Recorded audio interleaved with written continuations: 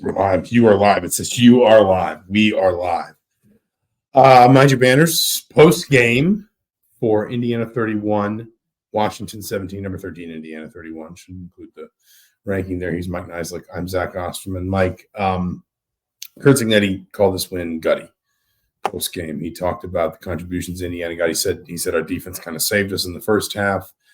He made a joke about Miles Price losing some yards on that one punt return and then getting quite a bit more and saying it came out to net 0 yards. But I think he called that punt return one of the biggest plays of the game.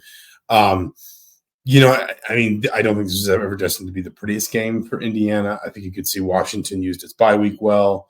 Cignetti more or less suggested Washington just kind of changed up its defensive coverage completely during the bye week, and Indiana had to kind of scrap big chunks of its game plan to compensate. Taven Jackson wasn't outstanding, 11 and 19 passing, 124 yards, a touchdown and an interception. He also rushed for a touchdown. This was very much a game that Indiana won the tough way, though, in the second half. They had a drive either side of halftime. One took 7 minutes and 30 seconds. Another took, I think, 7:42. They won one 19-play drive, one 14-play drive. When they were required, Indiana just kind of basically out-muscled Washington to take control of this game. Yeah, and I think it was a kind of a unicorn type of game because they hadn't had, and Cignetti hasn't had a guy with more than, I think, 27 carries was the most going back to at least 2021. So, I mean, not sort of like, and they like to spread the ball around. I guess Tyson Lawton tweaked something, I don't know what, but didn't feel 100%. And so Justice Allison basically took kind of the game over on the drive coming out of halftime. I think he had 40 yards, got 3 first downs, got the touchdown in a wildcat formation carry, which we hadn't seen, I think, all year, maybe just once. But it was really Justice Allison in the second half where he sort of carried the offense, career high 29 carries. They had 52 overall, and just something you hadn't seen from Indiana, where it was just like no explosive runs. The longest run of the game was 12 yards. That's an explosive run. Explosive is called 10 yards for a run. 15 per I thought it was 15 for a run. It wasn't like last week where they were tearing off. That was the longest carry of the game. Only one double-digit carry of the game. And so, they were getting 3 yards, 2 yards, 3 yards, and just sort of eating clock, eating away at their soul is what else kind of what you kind of felt, and what the guys talked away after the game, that they just sort of wore them down. And it never felt, once IU scored to make it 24-14, it felt kind of over, to be honest, that Washington wasn't going to be able to score twice. And that Indiana would be able to get enough first downs. And so I thought that was sort of what stood out to me in terms of this was a type of game you hadn't seen unfold for them, where they just sort of had to lead on the running game, gritted it out, and got the win. Yeah, I mean, I think, it's someone is saying they can't hear us. If you cannot hear us, please let us know. Nothing is different on our end. The microphone's working and everything, but if there's if multiple people are having a problem, I guess we'll start over. We will kind of go ahead for the moment. Forgive us on the video, like we're just using the Wi-Fi in the press box. It's the best we can do. And we will post this afterwards if you can. Yeah, hopefully it's all cleaner. I know in general these don't come out as clean as our as the podcast we do, where we can use the Wi-Fi in our houses, but it's just the nature of what we're working with here. I thought defensively first. I thought Indiana was really good today. I know that the numbers don't totally bear it out in the sense you got a 200-yard passer. This is the first time Indiana's allowed a 100-yard rusher maybe all season. But Washington, like the whole point of Washington as a team is they gain yards and they just don't convert it very well into points. And what you've got to do is basically be able to absorb some of their ability to move the ball without allowing it to convert into scoring opportunities. Number one, they still had Washington, I think, about 130 yards, 140 yards under its per game average for the season before today. Number two, they did not allow a passing touchdown. Will Rogers threw was it his second and third interceptions, or third and fourth interceptions of the season, including one that was a pick six. I would actually argue just on pure technique, the second interception was probably more impressive from D'Angelo Pons than the first one. They sacked Rogers 3 times, 6 tackles for loss. Indiana committed 1 penalty, Washington committed 5, and it felt like Indiana was forcing Washington into mistakes, particularly with its defense. I think the thing you're encouraged by as much as anything else is we talked about before the game, this might be as good of an offense as Indiana's going to see the rest of the way. The only other team that might kind of be in that conversation, at least on paper, is Ohio State. And Indiana's defense, as you say, it gets to 24-14, and Washington's not, again, they struggle kind of in scoring situations, but they still create a lot of scoring situations, or at least they move the ball well and put themselves in decent positions. And it felt like the way Indiana's defense was playing, once Indiana got a 2-score lead in the second half, Washington just wasn't going to be able to pull that back. Well, yeah, you mentioned the 2 interceptions. Indiana also got 2 turnovers on downs in the first half. They crossed the 35 twice, both times in the first half, and came up with no points. And so you saw, but Washington, I mean, really what you saw on paper was what the team was in practice. I mean, the red zone numbers are terrible. They moved the ball, and from the 25 to 25, they did okay today. But it was they're bad on third down, and they were again today. 3 of 11. I mean, just kind of saw what their problems are. But Indiana did. I mean, Washington, and they listen. Washington and Indiana were 2 of the 3 teams in the Big Ten that had outgained every one of their opponents coming into this game. And to be fair, Washington does outgain Indiana, but that's only because Indiana struggles offensively. Washington only gained 318 yards coming into this game. Washington was 450. Yeah, it was 450. I can find it right now. It was 452.7. So Indiana still holds Washington well under its season average. And part of that was just the way they count out the ball. That's true. That's true. 2 7-minute drives, they just shortened the game. But like you said, defensively, still rushing the passer really well. Mikel Kamara got home even on the first drive on third down. Forced got a sack because it was a pass, incomplete pass to nobody. Intentional grounding. Intentional grounding. My brain's fried. But me passing the ball to my children when they lose interest. So their defensive line continues to do just generate enough havoc that it makes everything easier on the back end. Following, you asked about complimentary football. He says, well, it wasn't complimentary because the offense didn't play very good. But I think the point is that everybody kind of came up with enough plays to sort of win the game. Everybody contributed something. That's an ice machine. Everyone contributed something meaningful. Defensively, it was forcing Washington into some uncharacteristic mistakes that allowed Indiana to figure out what it needed to offensively, because frankly, they did not look good offensively in the first half. Cignetti, we can talk about the offense now, sort of suggested that Washington had been like a man-to-man coverage team all year. Presumably they did this during the bye week. They switched over to a lot of zone coverage, and that was throwing off a lot of what Indiana was trying to feed Taven Jackson. Cignetti also said, Taven Jackson, he made some good plays. He probably has just as many that he wants back. But he does account for 2 touchdowns. You shouldn't take that away from him. And then you talk about Justice Ellison. Basically, Cignetti more or less made it sound like as the game went on, Indiana just decided the plan we had for this game, we cannot adequately tweak it in the little pockets of time we have between drives or between quarters or at halftime. We are just going to go out there and see if we can't take a run defense that ultimately has not been very good. The last, this is 4 weeks in a row now that an opponent has rushed for more than 150 yards against, I think even 175 yards against Washington's run defense. We are just going to go basically see if we can just beat them physically.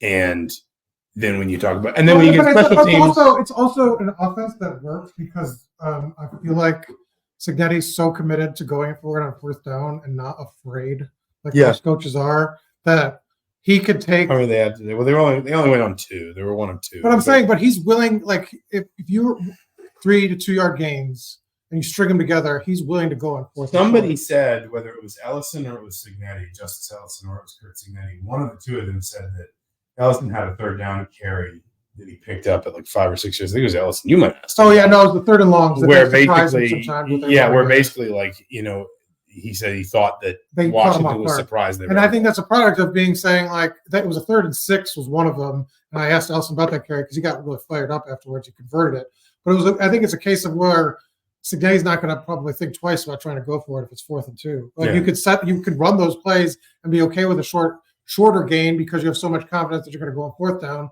And I think that's the way he's coached all season. So I think that was part of it, and volume was part of it. And they ran the ball 52 times. I think that's the most all season without looking. But, you know, the offensive line we've talked about all year in terms of what they've done in sort of pass protection, just physical, and I think, you know, just did enough to sort of push everything forward. And Allison carried a lot of tacklers too to sort of get it done. Because, you know, they started the game 0 for 5 on third downs, finished the game 8 of 15. Yeah. So, and if I do my math, that's 8 of 10 after 0 5. Well, you're a journalist, so you don't have to worry about doing that. Yeah. But there was, I forget the exact number, but if I'm not mistaken, the total play disparity at one point in the first half, because Indiana had some quick drives. Yeah. And even the touchdown drive was only 2 plays because they had the interception. I wrote this in the 3 and outs in the first half was more than they had in the previous 2 games combined. Yeah, and even the touchdown drive was just 2 plays off of the interception. I think at one point the play disparity was something like 29-17. I don't remember. I went and looked at it, and I don't have it burned into my memory. 29-17 in Washington's favor. It was something in that high 20s to like middle to high teens. And Indiana finishes on 71 snaps. Washington finishes on 58. So basically, Indiana got to a place where Washington had taken like half of its offensive snaps with about 9 minutes to go in the third quarter or in the second quarter. That's how maybe about 8 minutes to go. It was. I'd say Georgia Tech, Paul Johnson-esque. Yeah, I mean that is like Jeff Monken Army, like just you've got halfway through the second quarter, you've got 2 possessions left. Well, and I thought it was interesting too that Cignetti, and I know he probably takes the field goal at the end of the half in part because they've gotten stuffed 3 times, but I wonder if he also takes the field goal just thinking today's the day where we're gonna get the ball back. We're gonna get the ball back. We're gonna, you know, we're like today's the day where points are gonna be what matters. Like they're gonna be currency in a way that momentum is not, because the game's choppy and because Indiana's probably gonna have to muck the game up a little bit to win it. They don't have the quarterback that has been the key to so much of their explosiveness on offense. They don't have a game plan. You know, by that point, Cignetti probably realizes the game plan is really not built for what they need to be able to do. And listen, the thing is, we're sitting here and we're talking about a game where Indiana probably plays as poorly as it has in a while. If we're just rating this game in a vacuum, they still scored 31 points and won by 14 in a Big Ten game. I mean, like that, you know, that's not bad. You know, what do you think it does going forward? I mean, I know there's increased optimism of Curtis coming back next week. But in terms of Taven's performance, I mean, obviously, I think, you know, obviously you need Curtis back. But in terms of what the offense looked like, you know, I kind of said they labored through that first half. And I think you pointed out, you know, Taven, the touchdown throw, there was a third down conversion to Miles Price.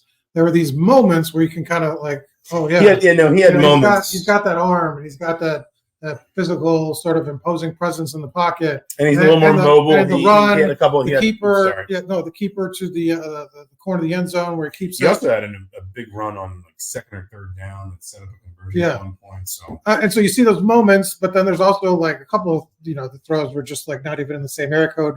You know, missed a touchdown to Elijah Surratt. Had Surratt beat. Might have missed another one to Miles Cross.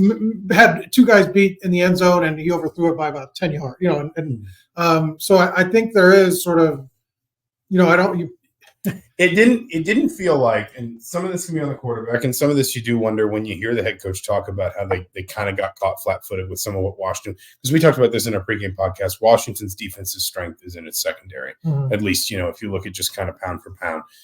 You know, some of this is probably also down to Indiana kind of getting caught off guard with what Washington is doing with its coverages and how it's moving things around.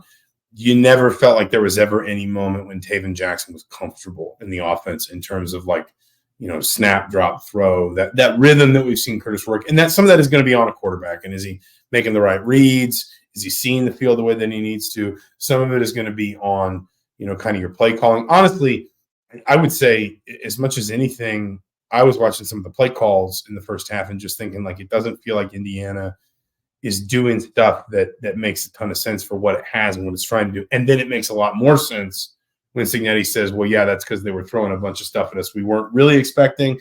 And it's going to be harder to adjust to that on the fly with a younger quarterback. But I think the question for me is, like, do you try to get, like, how do you balance trying to get Rourke maybe one more week to be fully healthy, but have the sort of, you know, maybe that you don't want to go another game with just a backup quarterback. You know, if he's healthy, like at what percentage? Like at what percentage is Rourke better than Taven. Yeah, I don't know. And what does this week also do for Taven in the sense that, sometimes, he finally gets. But it's a hard balance. It's a hard balance to strike because I think you do want Rourke back, but you don't want to rush him. Right. And you obviously, I think every win in a playoff race, especially with kind of the schedule they have, is kind of important, obviously. Because 2 wins, I think you'll be on, or 2 losses, I think you are on the bubble. I think, you're firmly on the bubble. Well, and it's shaping up like a year where I don't think there's going to be room for any 9-3 teams, which means if you're a 10-2 team without a lot of quality wins, right, you're going to be a lot closer to that 9-3 group. And if he's completely healthy and fine, then it's probably not an issue. But it's just it's a conundrum they haven't faced this year, where they haven't had a lot of obstacles or adversity, as Curt Cignetti talks about, and just trying to strike that right balance because. I do think it's fair to say Taven struggled today and didn't win them this game. I mean, they had to win sort of, through the interception right at the start of the second half. I mean, the game was really there, for Washington's taking, and then everything else fell apart for them. And Indiana had a lot to do with that. But just trying to balance that, I think, is going to be obviously the biggest question going forward this week. No, I think that's fair, and I know you got to get going in a minute. I think the question I kind of have is. The challenge is different with this Michigan State. They're not statistically. You've been chalking up this Michigan State game all year. Well, I have, but you do have to acknowledge statistically they're not as good offensively as Washington. They're not as good defensively as Washington or Nebraska. You got to acknowledge statistically they're not very good. They are scared. This is not a convincing argument. That could be 8-0 versus 5-3 next week if they beat Michigan State or Michigan. Yeah. That could be a one of the better games in the league that particular weekend. It is a rivalry game. That's a tough place to go when its fans kind of turn up and are invested, and obviously they are right now.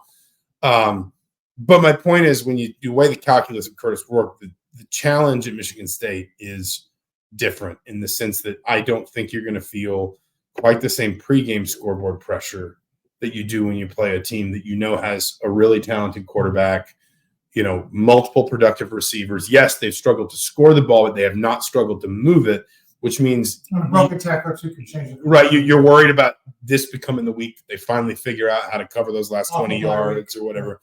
Well, the bye week clearly helped them on defense because they had Indiana confused. Obviously, Indiana's better with Rourke. He's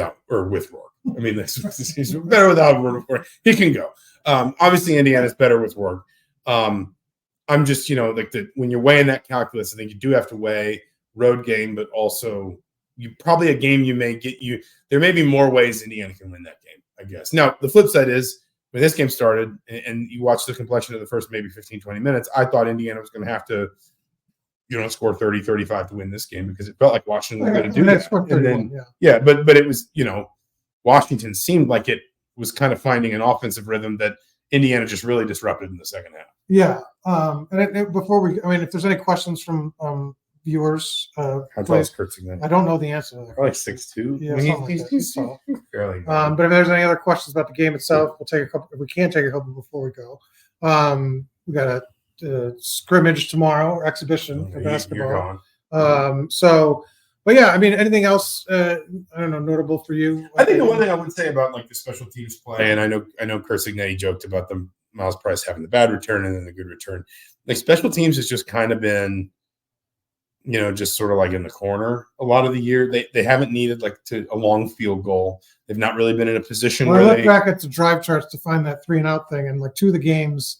They opened the game with a punt and ended the game with downs, just the time running out. Mm-hmm. Everything was a scoring drive. So it's they've had a couple of games like that where when James Evan hasn't even had to get off the bench. Nico Radicic is almost certainly going to set a single-season program record for point after attempts converted. That's true. But they've not needed him to hit a long field goal. Not even in an end of half situation where it's we set you up a 48-yarder. Can you make it? That they've obviously kickoff and punt cover really haven't been a huge issue. They've had a couple busts, but nothing major. Today, that punt return in the second half, that felt like the backbreaker because Washington was already in a position where you felt like it was going to struggle to, what was it at that point? It was 24-14.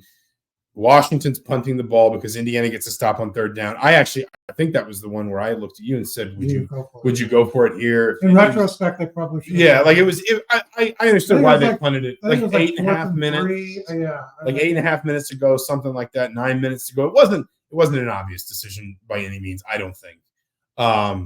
But the point is, it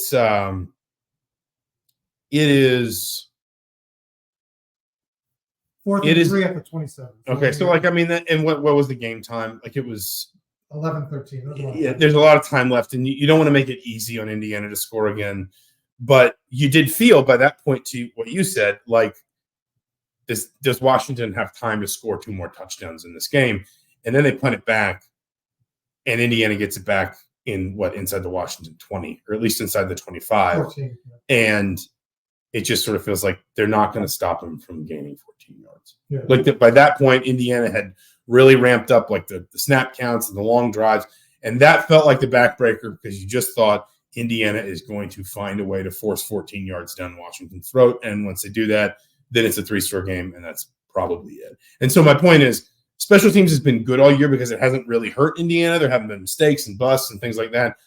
But today did feel like a day for the special teams unit to kind of stand up and say, like, we made one of the winning plays in this game. When you put it on film, and I think we've always been said all year, what they've done or what they did in the transfer portal with sort of some of the receivers they targeted was just to find athletes. Mm-hmm. And they've got athletes back there. And Miles Price is certainly a good one. Even made a couple of mistakes today. Hasn't had a huge run all year, but capable of it at any moment. And, and so I think that's what they went in with. They were like, we need to get these kind of athletic guys. Keyshawn Williams, who hasn't touched the ball in I think the last 2 weeks, had that stretch where he was just the guy that was scoring all the touchdowns, same kind of thing, where his athleticism can break out at every moment. They just got a lot of guys like that, not even just on special teams.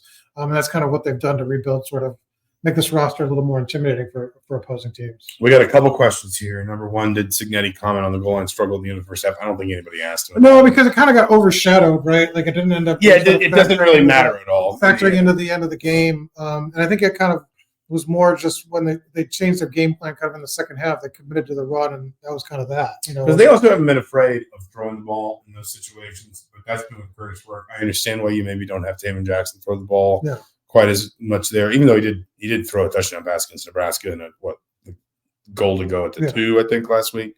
But anyway, the point is, no, nobody really asked him about it. And do you have an Arsenal-Liverpool prediction for them all? You're a Liverpool guy. Yeah. So we'll go with Liverpool for you. Okay. That's very nice. Yeah. I'm saying 2-0. 2-1. 2-0. 2-0. I'll say 2-0. A lot of predictions there in a row. 2-0 Liverpool. 2-0. Any other business? Just going to be another busy week. Yeah. It's a busier week. I will say that the last thing I will say is, here's some perspective on this. What do you think about the game? No, that's what I wanted to talk about. Like, number one, like multiple people on the game day side pointed out that James Madison lost when they were in Harrisonburg last year. And, Cignetti kind of acknowledged that post game today that like game day can be a distraction, that there's just a lot going on. You have more media attention, but also more media demands. You're doing more stuff because ESPN's in town and whatever else. You got to talk to people. You got to make time for people. It sounds like Indiana actually did a lot of that early in the week. But not much. He just touched. He said he just. Well, but apparently last year they did a lot at James Madison. They did a lot of it later in the week, like Thursday. And this year, they for whatever reason, whether it was ESPN or Indiana asking to, they pushed up earlier in the week so that like they just cleared the decks on all that stuff. And what I would say more than anything else is, it was a Chamber of Commerce day here, and places like this don't get moments like that very often. And we've talked about a lot of what this team has accomplished on the field and what it has done to the fan base. And it was another sold-out crowd today. The atmosphere, I think, was better today than it was against Nebraska. Not to be fair, that's probably in part because it was a competitive game where Nebraska wasn't. But they had the towels, and it was full, and it stayed full, and everybody was really excited. The thing is, like, you don't get this opportunity with basketball. Obviously, Indiana's hosted College Game Day for basketball before, multiple times. But it's not the same thing when you can't tailgate. It's it's not 100,000 people with 10,000, 15,000 students and everybody around the stage and everything's outside and it's it's a beautiful fall day. Like football, there's a reason football's different, and there's a reason why football magnifies things, whether it's financially, culturally, whatever. Indiana, like, if you were kind of looking for one last, sort of hurdle to clear to stop worrying about the old Indiana, it felt like game days in town, distraction, lack of focus. So yeah, and we talked about this earlier in the week. I didn't think that was going to be much of a problem because I like I said, the noon kickoff of it all, I think really helped them. Probably. And that they didn't have to sit around. They couldn't watch the show. They couldn't be at the hotel and sort of take in, Cignetti going down there and, yucking it up with McAfee and talk about being, all the greatest hits and Google me and all that.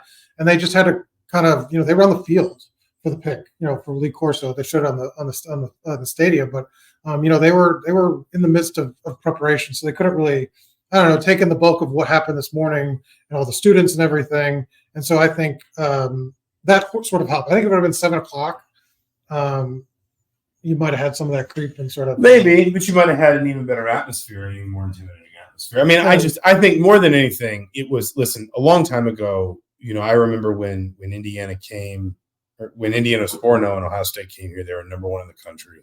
And there was a big push within the fan base to try and get game day to come to Bloomington. And I remember thinking at the time, if game day comes to Bloomington for this game, they are guaranteed to lose because there will just be too much noise and too much like ancillary distraction.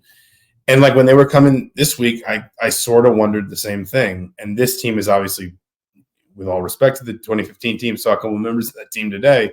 This team is better than that team, but it's still kind of, I mean, even Cignetti said post-game, he said, you see it all the time. Teams struggle when game day comes through town because there's just too much distraction. There's too much going on that is outside football that affects your focus. Indiana kind of got the best of all worlds. They got a great day, great weather, tons of exposure for the football program. Like there were so many moments that, I mean, we talked about Urban Meyer saying nice things about Indiana, but there were so many moments today that Indiana is going to take and clip into like recruiting videos to send kids, and they're going to put into edits when kids, commit or visit or whatever. The program got that, the university got that, the town got that, the fan base got that. And then even without its starting quarterback, Indiana beat, a pretty decent Big Ten team by 2 touchdowns. Like that's, this is, you're almost, we've talked so much about all this, all the stuff Indiana's never experienced before, that this program is capable of just kind of blocking out or overcoming all those various factors and still winning, in the end, relatively impressively, I think is meaningful. I think that's a good place. All right. We'll leave it there. He's Mike Niziolek. I'm Zach Osterman. This has been Mind Your Banners post game for Indiana 31, Washington 17.